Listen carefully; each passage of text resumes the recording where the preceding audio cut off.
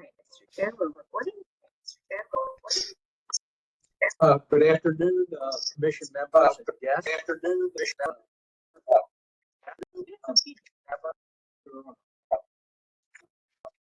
This is the Fair Election Fund meeting. 2025.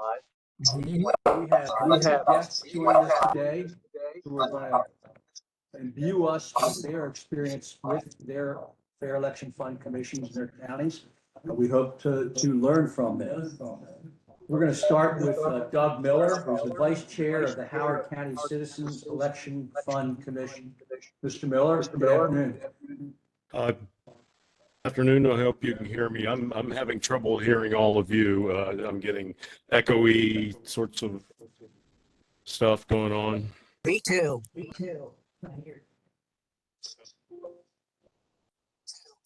Okay, so anyway, Hold on. Do you need your phone system or? Brad. You need maybe Brad. I don't think.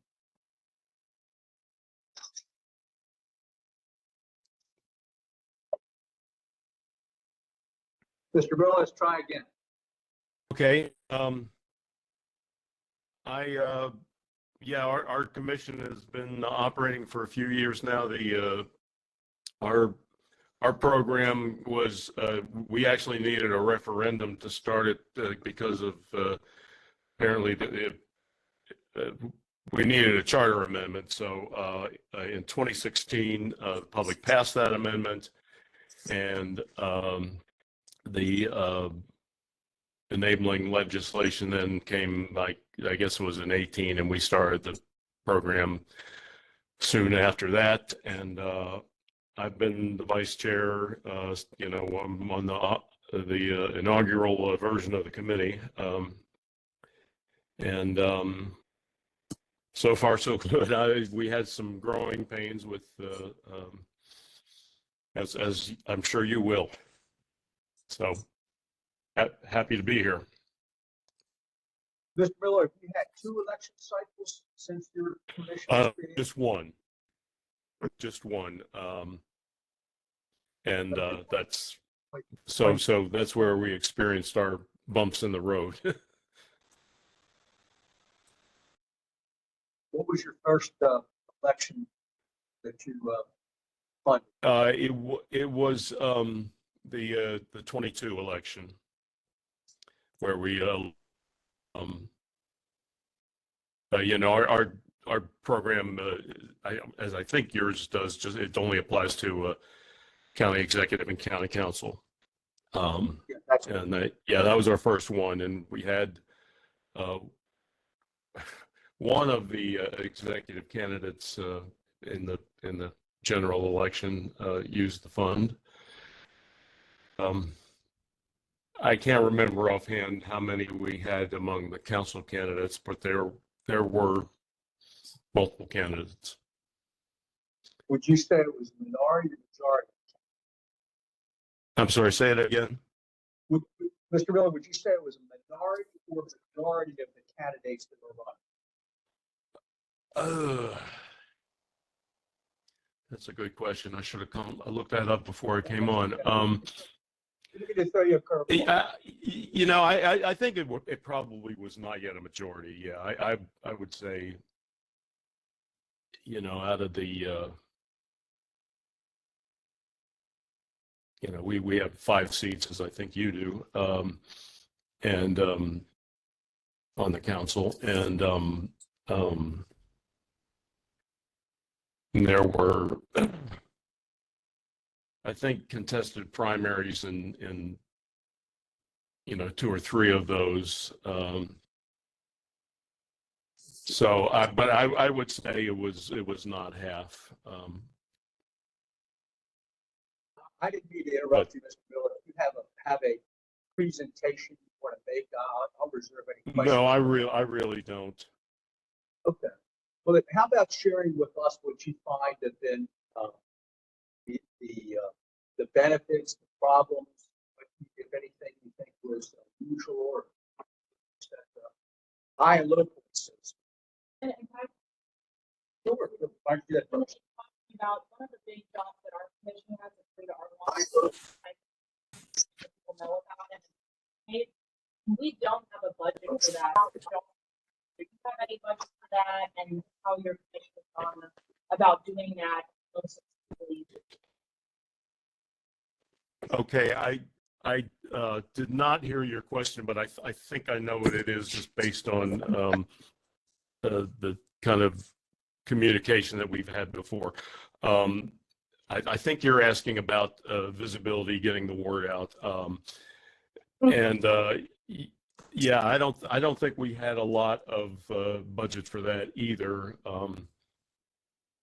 But we did have staff helping with you know, getting things on the county website and so forth. And we had worked with Joanne Antoine, who at that time was with Common Cause, and she got the word to the local Republican Party, and Sue Geckel, who's our chair, who couldn't be with you today because she's got another commitment. She is active in Democratic politics, and she got the word out to all the local Democratic clubs and spoke to them about the program. So yeah, I think like you, we just kind of word of mouth. Of course, it was. I mean, we had the sort of advantage, I guess you'd say, of you know, having it been a referendum vote on it, so people, you know, knew about it in that way because it was on their ballot, you know, in the 16 election.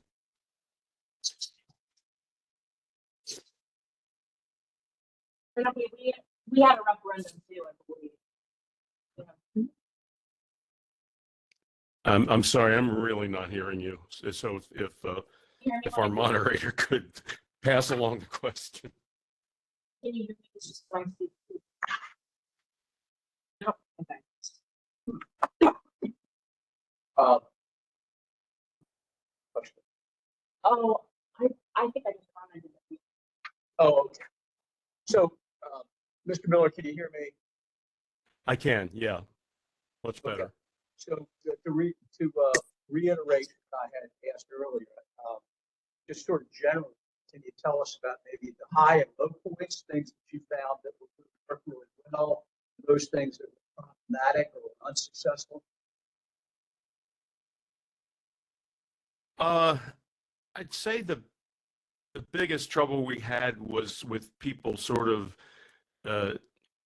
navigating the rules and you know, because it was all new, and the biggest glitch I remember was we had a candidate who actually was an incumbent using the system, but she wasn't facing any primary opposition. So the way the legislation was interpreted by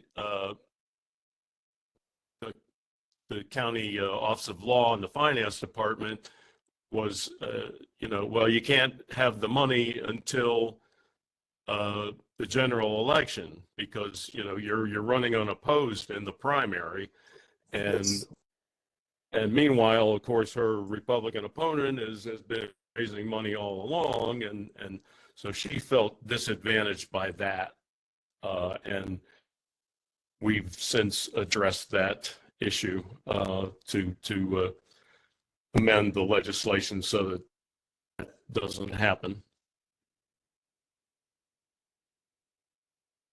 And how did you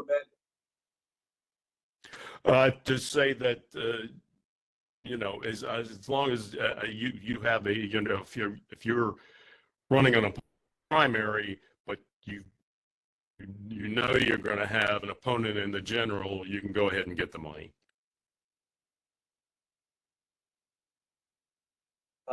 Anything that you found that worked particularly well under your system as it was designed?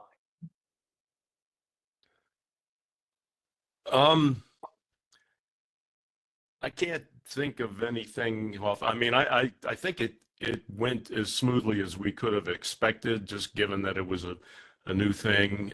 I mean, like I say, I think you're just going to have to accept that you're going to face some bumps in the road because it's new and I know that that's why I'm here is to try, you're trying to glean some benefit from our experience. But our experience is not all that much so far. The folks from Montgomery might be more helpful in that regard. Mr. Miller, did you find any candidate that was in violation of the funding statute?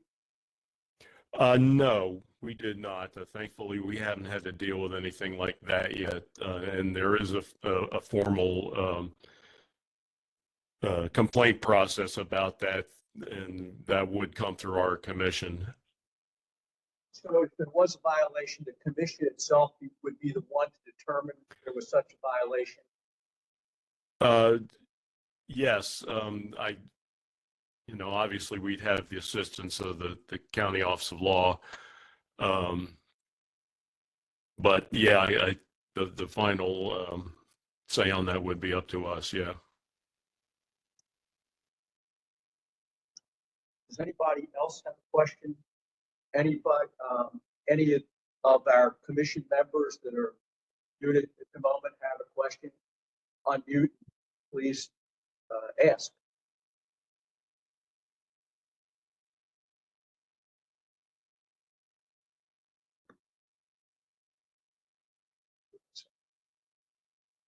Hi, this is Annie Condoracci. As we are putting together different models and trying to figure out how to allocate funds and how much, it would be helpful to think about if you went through the same process, what kind of methodology did you use? Did you use past election data, past spending data?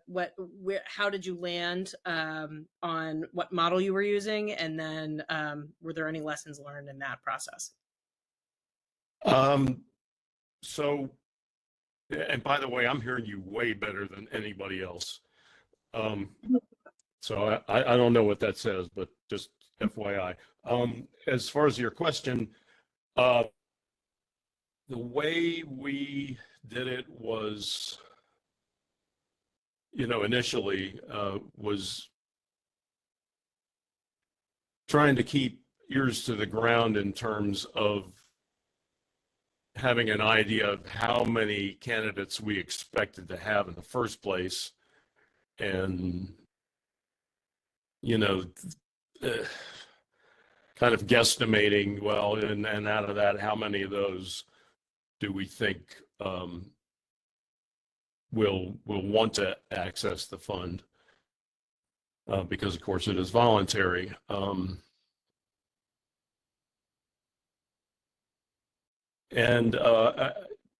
I mean, for my money, it was a success because, we didn't run out of money. I mean, to me, I'd rather be a little bit overfunded than not funded enough. But, by the same token, we want to be diligent about taxpayer dollars.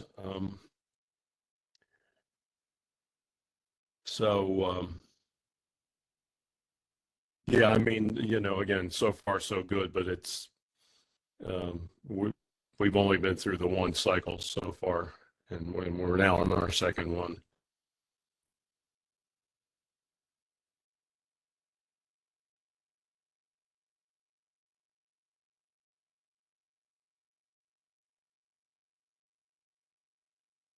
Hey, this is Stephanie. Any glaring lessons learned from your first iteration or nothing big? No, nothing big, I don't think. I think we did have one person in particular who early on had some objections to the way the fund was working, but we seemed to get those sorted out. And I'm hearing you well, by the way, too. So Whatever the last two questioners are doing, so you please do it. I don't know how well you're hearing me. Yes, Doug, I hear you fine. I think it's because we're joining virtually, and then the rest of them are in a big room, and so they might not be close enough to the microphone. Gotcha. Thank you.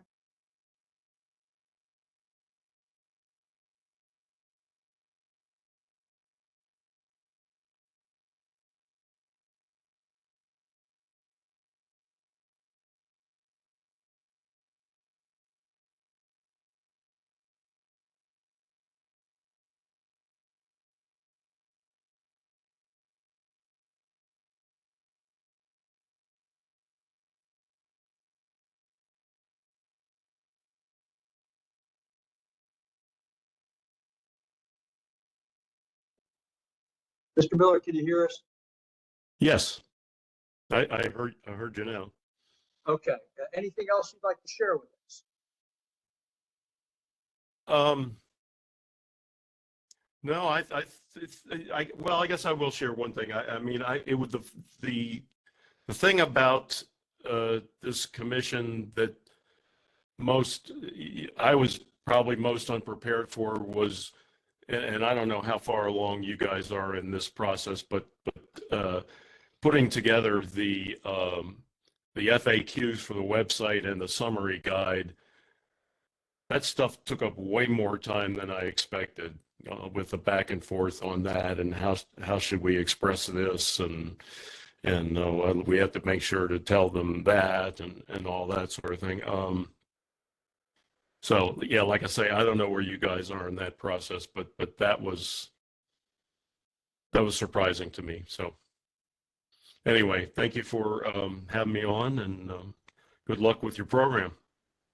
Thank you for taking your time this afternoon, Mr. Miller. We'll look forward to talking to you in the future, and we can all share experiences after the next election, 2026. Yes, excellent. Good luck. Thank you, Mr. Miller.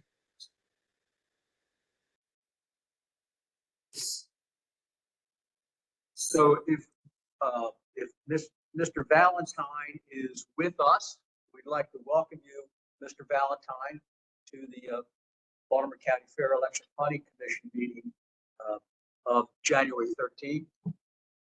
Are you with us, Mr. Valentine? Yes, I am. Thanks for having me. Thank you for being here. Can everyone hear me? Loud and clear. All right, excellent. So, Yeah, go ahead. please. No. We want to hear from you. We want you to share your experience because we're all neophytes here. You may have something that you're prepared to present a certain way. If not, we've got questions. No, so I don't have a presentation, but what I do have some experience. Now, I don't have any experience from an advisory committee perspective. In 2020, I'm the public election fund liaison. And so in 2020, they Montgomery County designated the Office of Consumer Protection to create my position to help answer public questions on our public election fund or our public election fund. And so with that, I served as a liaison between the public, the county, and state, pretty much. So if a question came in, I sourced it. I answered the questions as quickly as possible. I shot for a 2 to 3 day window to get questions answered in 2022 election cycle, which was the first time for my position, obviously. I was able to answer questions in a day, 1.33 days. So however you want to slice that. That's pretty good to me. Yeah, that was on average. So just getting things done. So as far as what our advisory committee did for advertising, I was not privy to anything particularly that they did. My assumption is they did things word of mouth, and they did it with, I know it was sliced down pretty much through, there were Republican members, Democrat members, and then another slices within or throughout of different types of entities that made up our advisory committee. And I'm pretty sure word of mouth, they got information out to their central committees. I would say that when I came aboard in July of 2021, we did my office, we did an introductory press release announcing the service that I was providing by answering questions for the public. I would say advertising wise, this was the first thing I think that was done. I'm not certain, but I know it did generate earned media, or organically earned media. Just once you put the news release out there, you get media attention. And so I did get on. I conducted a couple presentations with. Hello.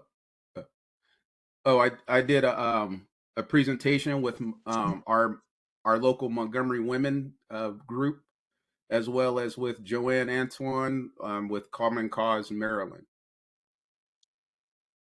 Now, the things we did, so the things I was able to do from an outreach and education perspective was I created a website, a contact form, so that if people had questions, they could reach out to me and get their questions answered for like an initial contact. What we found out later was that once people get your email, they're just emailing you directly with their questions.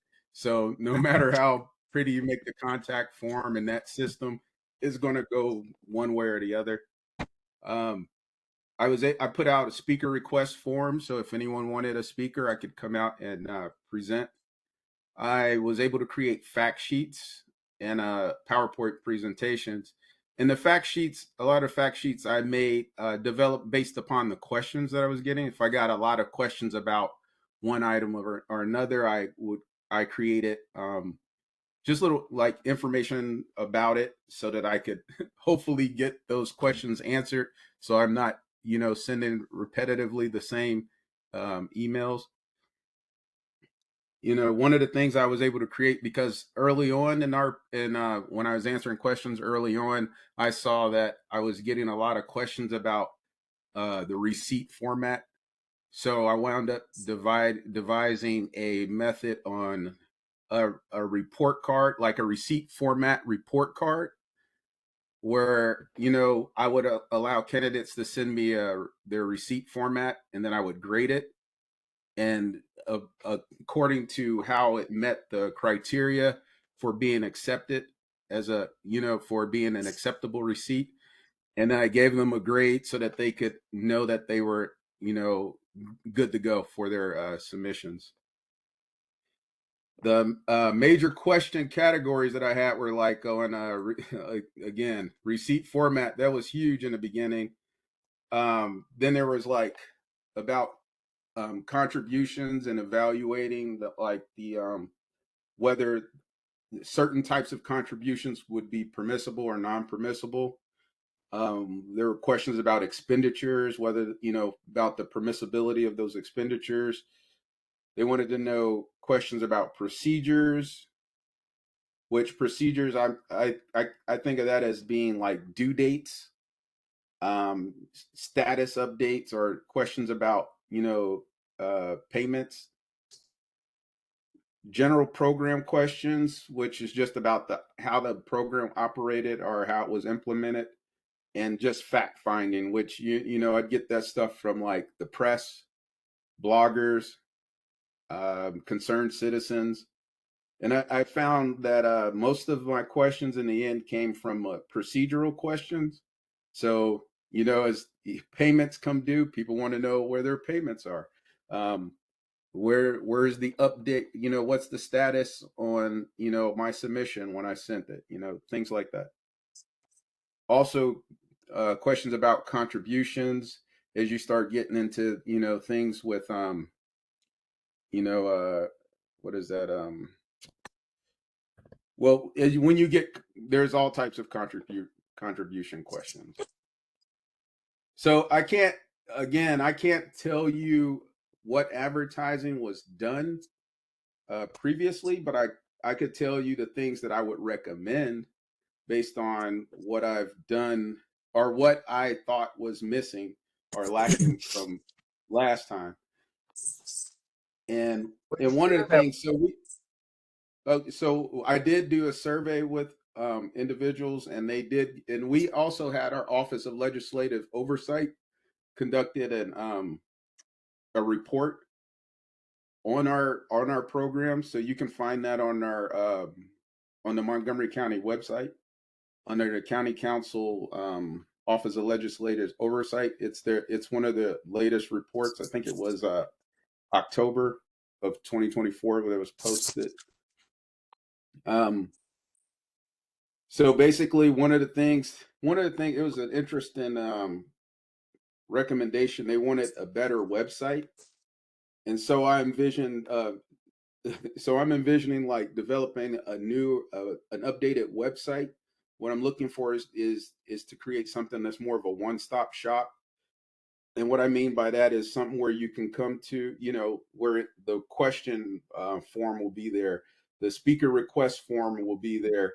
I will have links to important documents and websites, and then all the educational literature and the Q&A stuff that I had previously. I need to update the summary guide. Oh, and by the way, so our advisory committee, in case you don't know, we've not been able to get positions filled since 2022. And our advisory committee was just recently dissolved. And so you can find information on how or why that happened in in that OLO report, that Office of Legislative Oversight report, and the new amendment that was filed that goes into effect in February of this month talks about how it was dissolved. Information packets. What I think about when I'm talking information packets is I want to create information packets that sit there at the county board of elections, so that when candidates come in and they're filing for they're declaring the positions or the seats that they want to run for that are in the program, which for us is our council, general council, our council at large, and our district councils, as well as our county executive position. So if they declare for those positions, I want an information packet there that just talks about the history of the program and the positions that it covers. Then I want to develop a welcome packet, so that if people come on board, a welcome packet can be provided with all the key information, how to reach me, or the different roles and responsibilities people in the program, and things that our candidates can expect in the program as they're on their road to getting certified. And then after I have these items complete, I want to do another news release, because I know, like I was telling you before, that generates that organic earned media response, where I can answer questions about the website and lead people to it, and then things can organically be promoted about the program. And then I want to do outreach to the central committees. So one thing I can tell you, in our election, we had 30 candidates that sought out our public election fund. 20 of them were certified. Of those 20 that were certified, 8 won in the primary, and 8 won in the general election. And so what we did have a few Republicans that actually were in that as an applicant candidate, but none of them were able to get certified. So again, I would do outreach I intend on doing outreach to the central committees And when I'm talking about our Montgomery County Democratic Party, the Montgomery County Republican Party, I want to reach out to Joanne Antoine again for Common Cause, as well as I'm even looking at the Maryland Forward Party, just to, to be as well rounded as possible, just to get the information out there. But so, things that other information, things that I thought were important that I did was I put out information, and I'll continue to do that information when, there were major updates, like we had amendments that happened, or, last election, the primary was pushed back. So, which affected some of the due dates for different things that occurred during the certification period. And so just updating candidates on those windows and how they've changed due to new laws and things of that nature. And we also had a redistricting in our county where they added 2 additional council seats. And so candidates had to declare for, positions, but they didn't know which district. I was District 6 before, or District 4 before, but now I could be 6 or 7, depending on how those districts became districted. So once those things happen, we got updates out there so that candidates could align themselves quickly. So, but yeah, that's all that I have. I don't know if you have any additional questions. Sorry that we don't have anyone from advisory committee to talk directly about advisory committee issues. Mr. Valentine, a couple of questions. One, Mhm. have you just had one election cycle since you created the Fair Election Fund there? No, so our public election fund has gone through 2 cycles.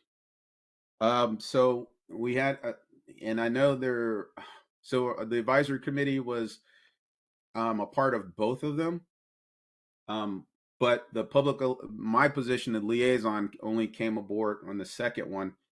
And that's because, as they're running the program, checking receipts, vetting everything, it became very, overwhelming trying to answer candidate questions. They determined that a liaison was needed to facilitate that communication. So candidates were out there, hanging. Mr. Valentine, you've indicated the advisory committee's been disbanded. Who's in charge with administering the law now? The county council. Oh, administration of it. It's finance. Administering is our finance. Our advisory committee, they existed for recommending new funding or funding amounts. They were responsible for the outreach or advertising for the program, and that was pretty much what they were there for. So members of the commission, unfortunately, because of the press of other matters on the agenda today, we don't have time for any further questions, Mr. Valentine. Mr. Valentine, we thank you for being available to meet with us today, and would appreciate your learned input in the future. All right. Hey, thank you for having me. Yeah.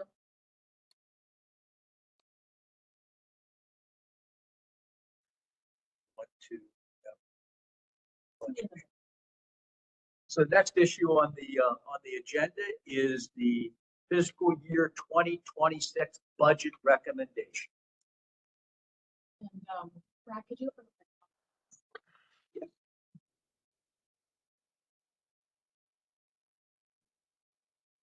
So can folks not hear me?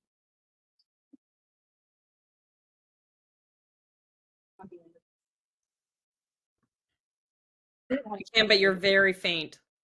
Okay, I'll come talk next to Brad. These are working good. Can you hear me? I'm literally shouting at Microphone.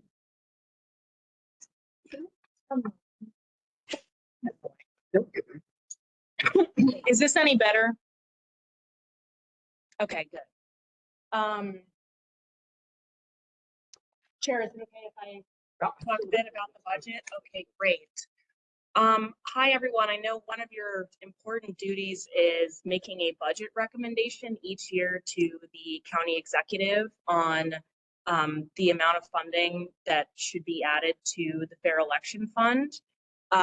Just a refresher, once it's added there, it doesn't leave. So you put in $1 million last year, and we're building up a balance to be available for the 2026 primary and general elections. So we have 2 more years to do that, 2026 and 2027. And tonight, hoping that the commission can vote on a recommendation for what we should do in 2026. Did anyone get a chance to take a look at this Excel sheet that I sent around, or did anyone do any estimating on their own using any other method? I looked at your Excel sheet, but I did not dare substitute my judgment versus the allocation. Okay. We do the February meeting. Yes, but I'm really better off having a vote today, like for. So let me ask you Yeah. this question. Do you think it would be wise to just duplicate again if it's potentially available for another $1 million? Well, I think actually that last year you all were a bit conservative in getting $1 million there as a bit of a down payment. And because, and let me actually just show you an example so folks can see the screen, right? Yes. So last year, this is how you, if you'll recall, he's no longer a member, but Bud Steyerwald, who was, I think, District 7, but he walked through his math and the commission ended up adopting that. And so what this shows is that he knew that there would be 7 council seats at the time and a county executive election. And then he made ballpark estimates that 35 people would run in the primary for council and 14 would run in the general. So he was assuming about 5 people would run for in every seat in the primary for every seat. And then for county executive, he estimated 5 would run in the primary and 2 would run in the general. But then you have to guess how many of those candidates would then actually participate in the Fair Election Fund, because they can obviously go out and raise money on their own the way that people always have done before. So this blue row shows his estimate that a little less than 1/3 of people in both the primary and the general for council would participate, and then 2 and 1 for the county executive. So what this spreadsheet does is it then comes up with the total cost of fully funding that number of candidates that are in blue. And so he came to a budget of $3.45 million that we would need to hit by 2026, or by the calendar year 2026 elections. And then you all initially funded that ask with $1 million. So that's what this $1 million is. Hey, we think we'll need 3.45 million. Let's put in 1 million this year and we'll take care of the rest later. So if the commission were to do this, and then the other sheet shows basically lets you do that from scratch, right?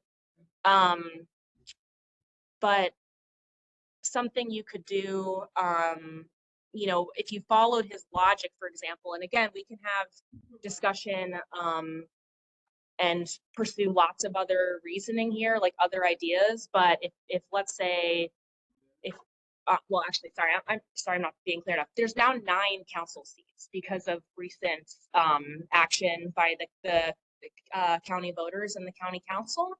So since there's 9 more seats, even using the same logic, he would have estimated 45 people would run overall. And let's say about 1/3 of people participate. That is then 15, right? And then if he had about 2 people for every 7 seats, if you have 2 people for every 9, then you have 18. That would then be in the general, and then make this, let's say, 6. Are folks following along so far with my logic here? Let me know if you're not, and I can back up. Yeah, Shane, I'm not sure if you're sharing, but the screen has the Word document up still. I'm Okay, yeah. following what you're talking Well, through. okay, all right. I'm so sorry, folks. Let me make sure that we're sharing. Brad, could you fix that? Yeah. I'll say too, I started with some estimates too. If you want me to share those after you go through I would love that. mortgage. I don't Yes. I was just kind of making it up. So like Uh-huh. I don't know if that's any better than what we're Yeah. doing here. So, you know. The computer is working on. Can you now see this Excel document? Mm-mm. I don't know if No? I'm the only one though. It could be a me problem. I don't see it either. Oh, no. It did. Yeah. Oh, It's up on my computer. Let me see. Excel.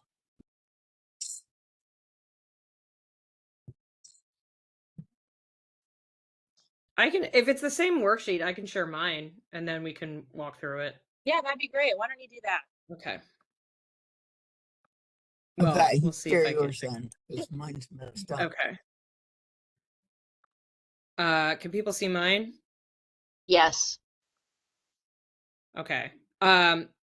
So I went through and looked at 2022, or was that the last one? Yeah, 2022 election data, and then just kind of added the 2 council seats and kind of where I thought it would look in a similar way.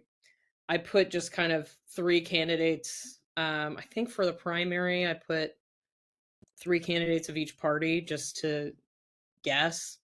And then in the 2 new seats, I put for the general just kind of like a random third if there was a random like independent. I'm not sure if that would happen, but just for fun. So what I got was about 37 people running in the county council primary, about 20 in the general, and then I just guessed about 8 in the primary for county executive, and then 3 in the general, assuming a Republican, a Democrat, and then a maybe wild card. Sorry to interrupt you. We're having the opposite problem now where everybody on the phone can see your screen, but we can't see it here. Could you just tell me the numbers you have in the blue cells so that I can keep it up to date here? Yeah. Yes. Tell me about so 19 for the that's D9. Yep. 4 for E9. Okay. 3 for G9. And 0 for, I mean, 0 is probably wrong. Maybe 1, but. Yep. And the estimates, like 3.09 million with those numbers. Yep. All right. Do other folks have ideas here, numbers that you would change or adjust if we wanted to use that as a opening bid? I think 5 candidates is probably acceptable. I don't think 5. Oh, well, I'm sorry. Let me show you what Annie's showing. She reduced 3. She has 19 people participating.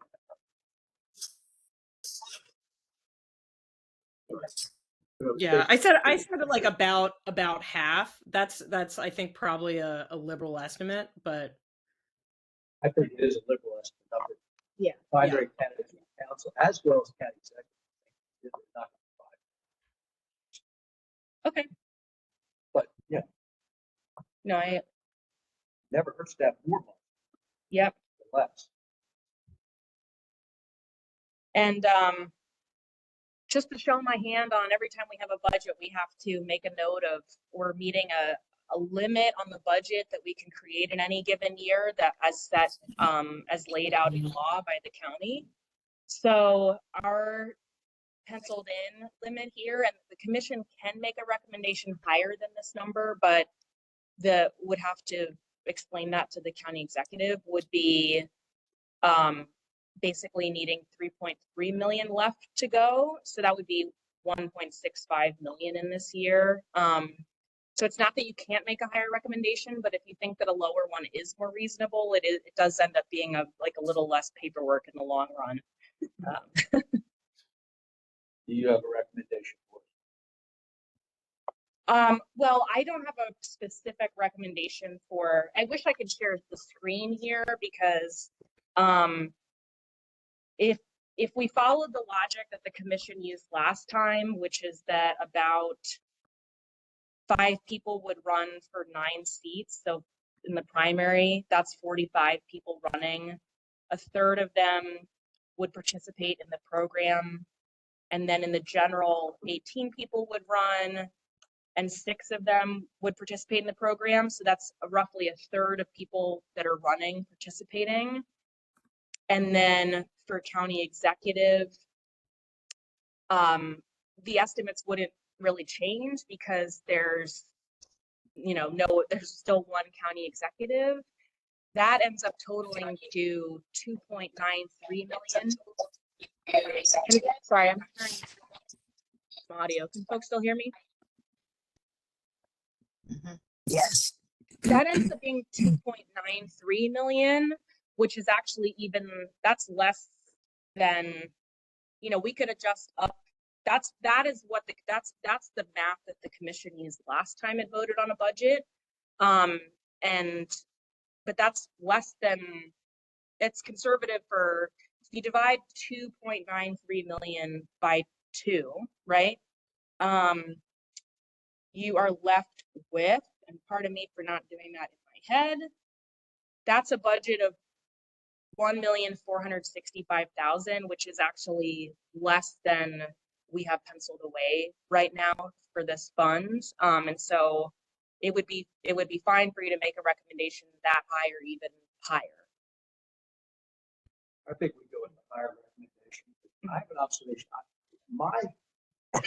This is just common sense, gut with anything, is that I think the incumbents are less likely to participate because they've got ready fundraising apparatus in place.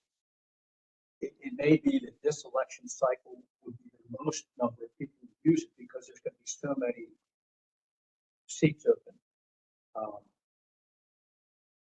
And then it seems to me that those that are going to run for county executive are already well-established candidates, already holding office, have fundraising committees and the like. So my guess is there's going to be a lower participation at the county executive, but probably a much higher participation from council because there's going to be at least 5 seats. Yeah. open. Do you have we could walk through an exercise with yours too of like number of people you think would participate in the primary and share that you think would participate in the fund, That's the biggest problem. No track record. Exactly. Yeah. Interestingly, from what our speakers said, they seem to have a minority participation. So I didn't get a chance to ask Mr. Valentine what it was there, but I got the impression that it was also a minority of the candidates there too. Yeah. And I will say Brad and I, before this commission even existed, both had to try to guess what this county would need. And so the number that I'm saying that we had penciled in is based on what happened in Montgomery County, basically too. So when I say we've got hopefully up to 1.65 million for this, if the commission recommends it, that is definitely based in it's based in the reality of what happened in Montgomery County and also the number of seats that we have. So. Well, I think the Montgomery County example is more apt. Howard County only has 5 council. We already have 7, 9. So Howard County experience is not very helpful. Other than if we did it on a We have to double it. Yeah, and we did do that too. Yeah. So maybe what you penciled in is probably the best. Okay, let me ask actually another question because we do have another we have another commission meeting February 10th. And if folks are still generally open to that 1.65 million that we have sketched in for now and feel good about that is a pretty firm number. But if you would like to play around with the spreadsheet some more on your own or do any more of the math and then have one final opportunity, like get into the weeds on your own and then take a final vote February 10th, because I don't want you to feel, because there are very strict budget deadlines, but I don't want you to feel so rushed that you don't get to think about this. We could take the official vote February 10th. Well, I guess then, sorry, as you said, for your purposes, it would serve you better if we did it now. It would, but the commission was set up to be able to make these recommendations though. And I think, if I'm able to share with the office that your estimate's not likely to be higher than 1.65, pending a final vote, I think I could get away with that. So, yeah. Any other commission members have a thought on that?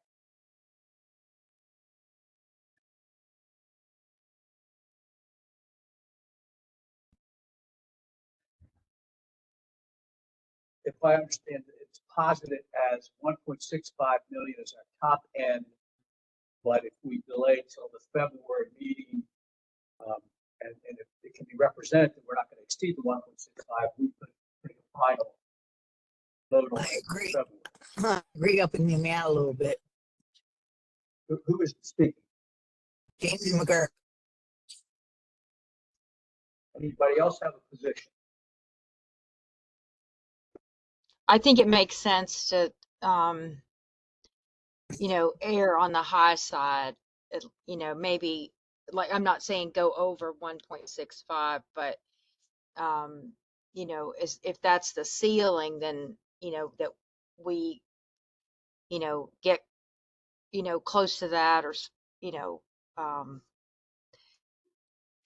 because I think with the extra 2, council members, it could be that, that we could have, 5 or 6 people participate if they're new to politics and they want to, use the fund. So I think it makes sense to, to possibly go up to 1.6. We have a significant chance that there'll be some neophytes as far as running for office, given the number of vacancies, particularly the county council. Okay. So So if you the question- think I'm sorry, go ahead. you think there'll be vacancies in addition to the 2 new seats? I think there's going to be at least 5. Okay. Two of the county council people basically declared they're running for county executive, and Councilman Koch is not running again, so that's 3 there. Plus the 2 new ones. And it's 3. Yeah. That young? Yeah. All right, that's Make 6. it 6. Yeah, Make it 6 out of 6 9. minimum. I'll guarantee you there's got to be 4 neophytes. I heard maybe, but I really be an interesting election. Yeah. So I think that says err on the side of adding more, but the question right now is, do we vote for the ceiling of the 1.65 million, or do we vote that would be the ceiling, but we won't make the final vote until February? I say we do it now, give them as much time to work their magic, dance their dance. So Yeah. sorry, just to clarify, it's 1.65 in addition to what's already in there now, right? Correct. So then the fund would have 2.65 million in it, and then you'd have one more year to get to whatever the balance needs to be for the elections. Okay. Okay. If that makes sense. So you get 3 total budget years to fully fund this for the primary and general. So this is the 2nd budget year. Okay. And So Yeah, I that, think it makes, so the numbers that I'm we're sorry. coming up is for the total, right?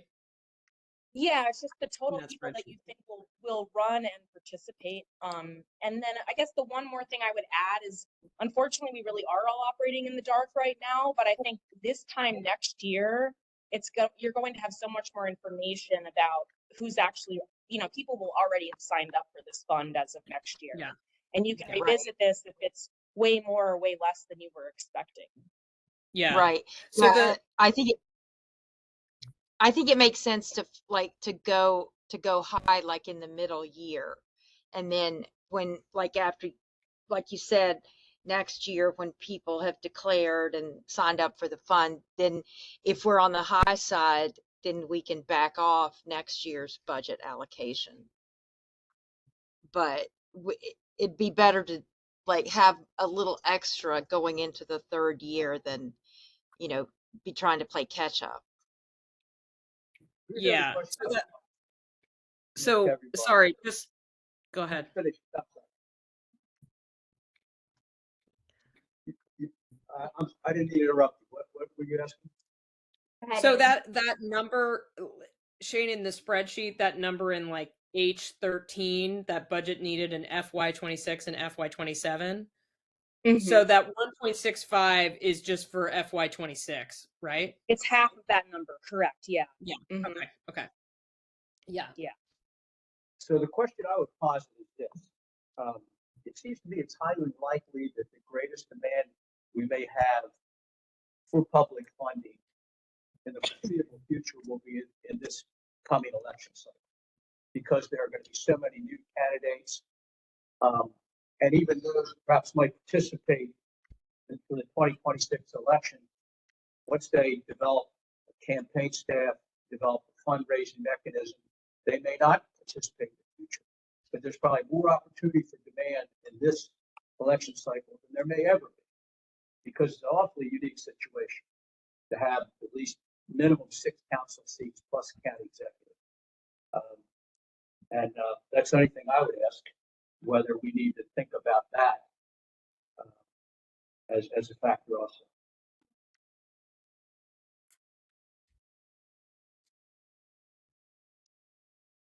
I guess I'll ask from a budgetary standpoint. I think basically the best we can do is 6.5. So what happens if we get a higher number than the county executive can afford? And I can't speak for the county executive, and this is also a new county executive, is that the county executive would then have to go out on a limb and explain to the council why they underfunded your request. So let's say you recommend $2 million and this county executive does make the final determination that she can only afford 1.65, she will have to declare to the council, I received the $2 million recommendation from the commission, but I'm overriding it because of my bigger concerns about putting together a balanced budget. Really, So political. it's a political question. Do you want to do that? Yeah. Let me ask you a question. Mhm. What's the chances that we can concur with Seth West? Find out what her thoughts before the next meeting. Is that possible? I mean, I think one of the reasons Shane wanted to have this discussion is because the budget is under development now, like we have some time. I think she's threading her needle as the budget analyst and the rep to this group to say we need to plug something in. And we need some sort of placeholder. I think we can get a temperature on the totality of the budget over the next couple of weeks. Okay, that's fine. I mean, look, we'll have that. We're not married. You're saying it's actually possible that we could increase it. Well, after you vote to make a recommendation to the county executive, then you can. But I think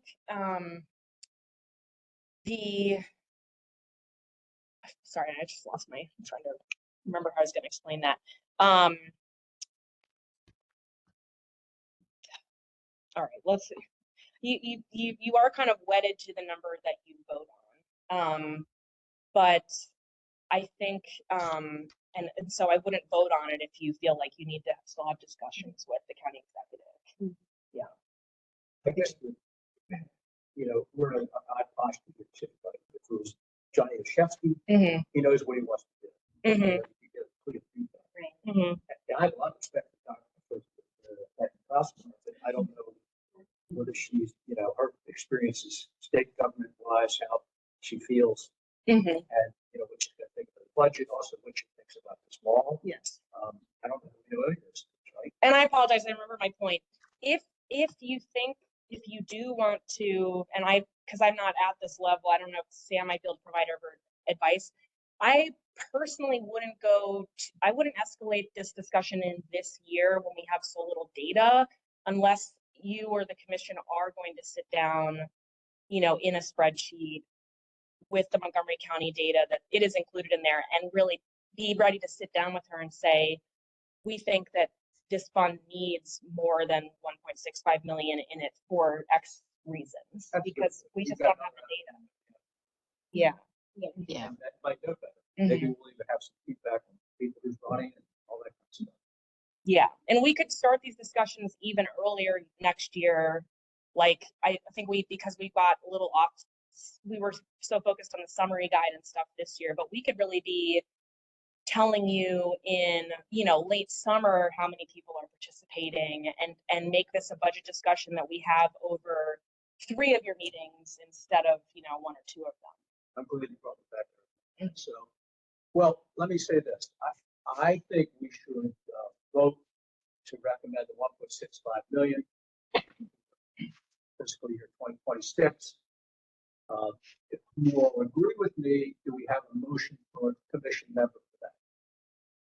I make a motion that we vote on the 1.6, that's our recommendation. Is there a second? Second. All in favor, say aye. Aye. I Anybody dissent? It's unanimous. Well, thank you all very much. And like I said, I will really strive to give you all more time to discuss this next year when we have more information. So I appreciate it. We're going to have a materials discussion. Yes. I know that we are really at the past where we usually end, so I want to keep this very quick, as quick as possible. And so we do, when we say the agenda item 3, attachment 2, I do want to provide you some very quick updates we made to the summary guide, so we can get you to approve those now, because it's important that that document be up to date. But otherwise, I will speed you through the rest of this document, or the rest of this agenda, and get folks out of here. So coming back to the summary guide, there's just 2 technical changes we made to it, and I apologize, I don't know why we've had trouble sharing screens here. But the first change is okay, great. I'll have Sam share her screen and we'll done. And it's the summary guide attachment, which is a PDF here.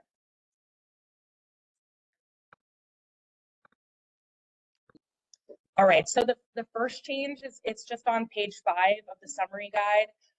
We described so the public knows the sources of funding in the Fair Election Fund, and we realized that we had listed sources like the money that's appropriated to it, which is what you recommend, and then unspent funds that are returned, interest, things like that. Yeah, PDF page 5. And then we just realized we made a technical error, and we added the last paragraph on page 5, which explains that the fund can also receive voluntary contributions from members of the public. We have set that up online where folks can print out a form to fill in and send their check to us if they want to do that. And so again, this is just a very technical change to explain that in theory, the fund can include donations to it. Can I have a question about that? Yeah. Is it possible that there could be an option like with the real estate tax bill or something like that, we should get a contribution with that, something that, you know, everybody's gonna get. Yeah, I did look into that, and I'll provide it's on later on the agenda, so I'll provide an update. And then the other changes on page 24, and this is more substantive, but it's still really technical. It's not a not too controversial, I don't think. Yeah, PDF 27. So what's that say? Public financing. And you type in, it's not the typed page, but like the actual PDF page. It's the reporting schedule. Page 25 or Or I don't it's the reporting schedule. I might have written down the wrong number. Yeah. Why don't you do a control F on also file? Try typing that in. So it'll come up. Oh, you know what? It's on page 24. I'm sorry, page 24, and I actually have that written down. I am just it's just that late in the day. So page 24, reporting requirements. If you go down to fair election fund report, we're just explaining, this is an important section because if you're participating in this fund, you need to file a report, a campaign finance report with the State Board of Elections that they verify before we at the county send you a check. And so we just provided more information here. We added the sentence. I'll read you the paragraph as it now stands. We basically clarified it and add more information. It says, a public financing committee may also file additional reports requesting public funds. Additional in the sense that you can file them more frequently than the minimum reporting schedule. During the election year, so that would be 2026, you can file those on certain Tuesdays in February, March, and July for the primary, and September and November for the general. And then we also added this because we added this last sentence in case folks start participating really early, like before the calendar election year. So in the calendar year prior to the election year, so that would be 2025, if somebody really gets signed up early, you can also file optional reports on the first and third Tuesdays of any month, beginning with the first Tuesday of May. We said that because we cannot send out checks earlier than June per the law anyway. So again, two technical changes that we want to get out to the public with the commission's approval.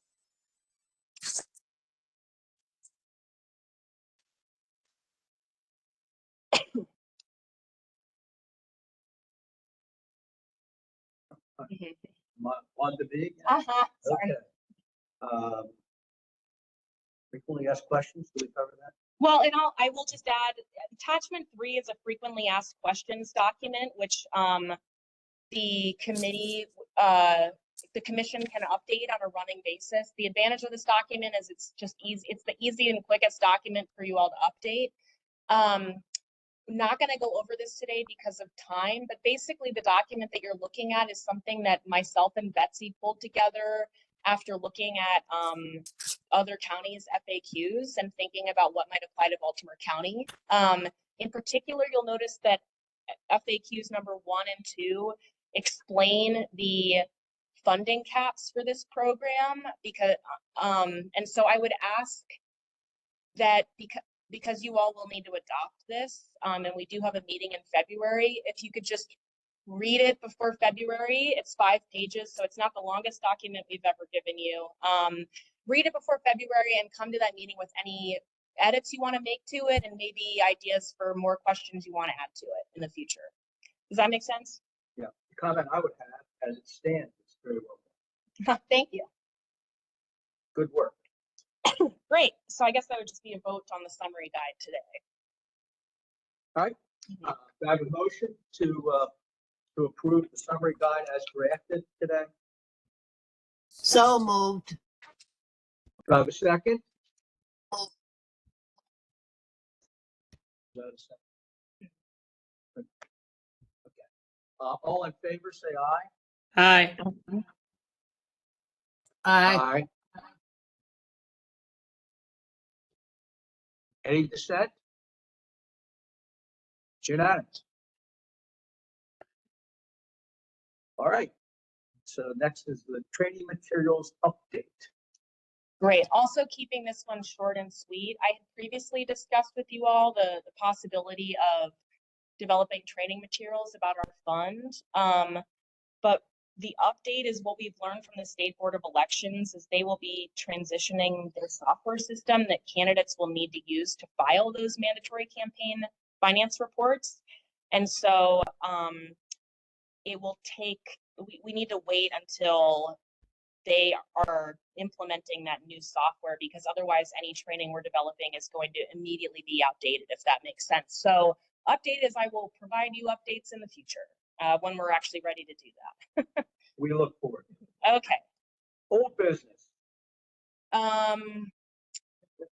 Yes, thank you. I can do the property tax, yeah, and I wish Bob Preston were here, but he's the person that's really in charge of all this on the accounting side. Unfortunately, what they've found in the past, they've done this for a different type of different fund donation, and they found that there are so few people that are living in an owner-occupied home that are actually receiving and paying their property tax for various reasons. Like, for example, a lot of people, I don't know, I'm not a homeowner, so I don't know how this works, end up paying their property tax via their mortgage servicer. That's very common. Yes, all right. And so the reach in terms of who we would get to it's actually kind of cost more money to change the form for people that live in the county. So his recommendation was not to do that. And I know he'll be at future meetings and happy to take more questions if that's an idea we want to keep chasing down. Well, I've asked who the lender is. Like your typical banks, well, they usually collect as part of the mortgage, pay it. Credit Farm County Credit Federal Credit Union does not. You got to pay your taxes directly. Probably goes to credit, but that's just a lender by lender basis thing. Got it. Okay, that concludes all that, I guess. Oh, wait a minute. One more thing. Fee schedule, right? And I think we all have that. We've received that multiple times. I think my paralegal due. It hasn't changed that, has it? No, so just as a reminder, the next meetings, all of the meetings are the second Monday of, not every month, but we're in a unique sort of situation because we did the January, February because of the budget cycle. So beyond February, we'll get into a better rhythm of spacing the meetings out because, really the outreach activity should occur in the spring and summer. So the calendar items have been circulated. To the extent you can come in person, that would be great. So the chair isn't lonely. But we do have the virtual option available for those who need to participate virtually. And again, apologies for the technical issues. Maybe we move to a different next time. I know the mezzanine is usually easier. Yeah, very reliable. Just an informational question. Is there any commission member that has not received the meeting schedule? Hearing none. Therefore, I guess we have a motion to adjourn. I make a motion, we adjourn. Second. Second. All right. All in favor? Aye. Aye. Thank you all. We'll see you next month in person or remotely. Thank you. Bye. Stay warm. Yeah, that's well, that's